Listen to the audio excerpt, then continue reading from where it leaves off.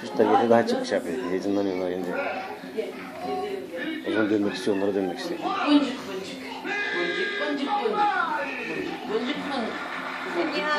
Yapma, yapsa çekil. Kelebek, kelebek, kelebek. Kelebek, kelebek, kelebek. Kelebek, kelebek, kelebek. Kelebek, kelebek, kelebek. Kelebek, kelebek, kelebek.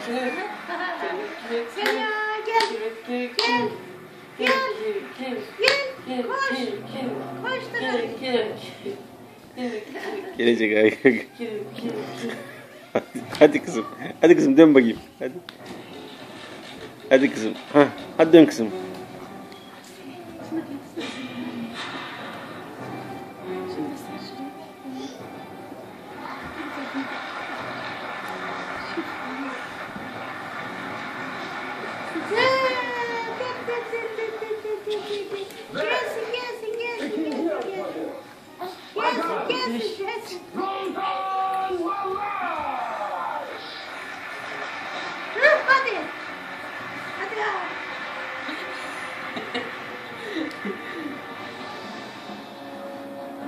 Sakin tabii.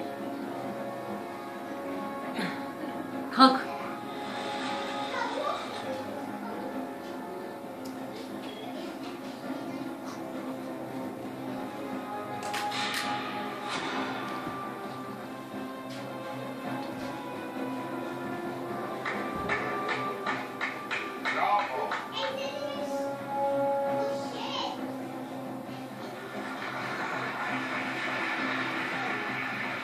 Kızım sarılın.